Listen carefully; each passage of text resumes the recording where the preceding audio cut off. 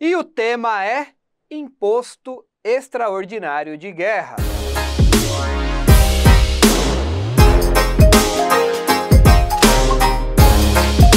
Tudo bem, pessoal? Eu sou o professor Rodrigo Martins, professor de Direito Tributário aqui no Estratégia OAB, e a nossa dica de hoje gira em torno do Imposto Extraordinário de Guerra, ou simplesmente Imposto Extraordinário. O que você precisa saber deste tributo? Este imposto, o Imposto Extraordinário de Guerra, ele é um imposto da competência privativa da União. E isso é frequentemente explorado no exame de ordem. Quem é que pode instituir o imposto extraordinário, o imposto extraordinário de guerra? Se cair numa questão que um Estado membro, que o Distrito Federal instituiu, eles podem instituir? Não. A competência é privativa da União. Somente a União, ninguém mais que a União, pode instituir o imposto extraordinário de guerra. Segundo aspecto, quais são os pressupostos? Este é um imposto extraordinário, como o próprio nome sugere. E ele é extraordinário porque ele só pode ser instituído diante da seguinte situação extraordinária: guerra iminente ou guerra que já está em curso.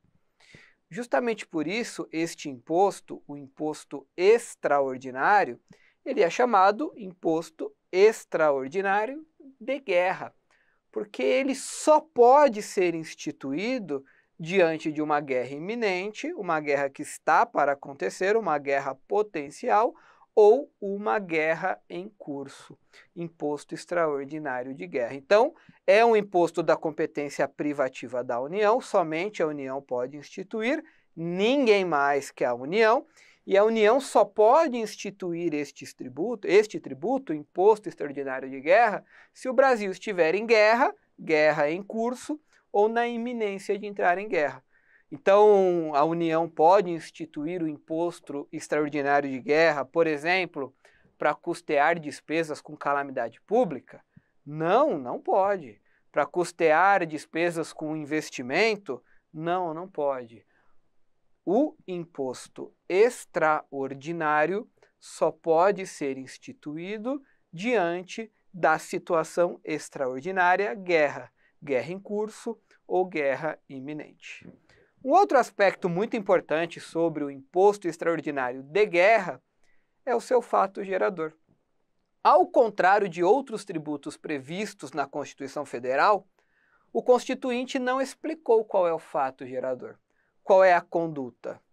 Se você olha para o imposto de renda, por exemplo, de acordo com a Constituição Federal, deve pagar o imposto de renda quem ganhar renda, auferir renda.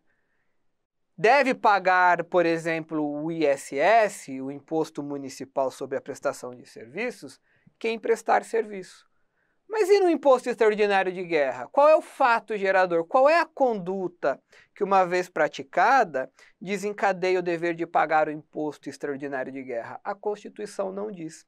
A Constituição Federal, ela permite que a União institua este tributo diante da guerra em curso ou iminente, mas o Constituinte não diz qual é o fato gerador. Portanto, atenção.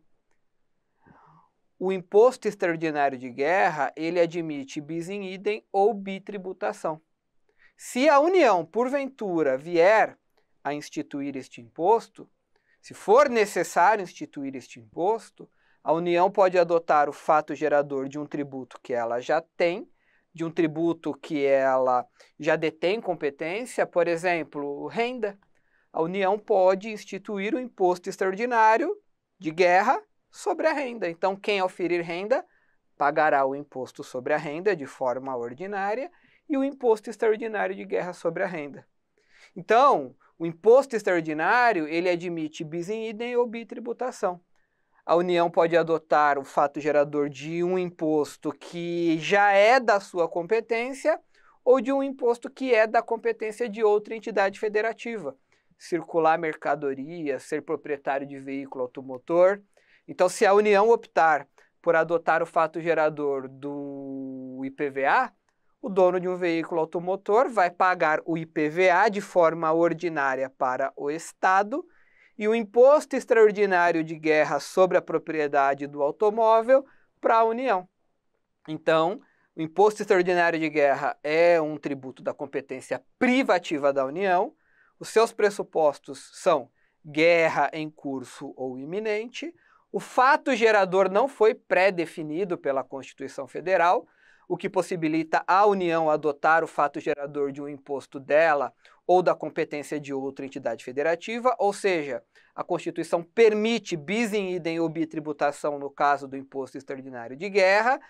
Quanto ao veículo normativo, qual é o tipo de norma? Por meio de qual tipo de norma este imposto deve ser instituído? Ele deve ser instituído por meio de lei comum, lei ordinária. Não se exige lei complementar para o imposto extraordinário de guerra. Se ele pode ser instituído por meio de lei comum ou lei ordinária, pode-se utilizar também medida provisória, porque medida provisória é um sucedâneo, é uma alternativa à lei comum, à lei ordinária.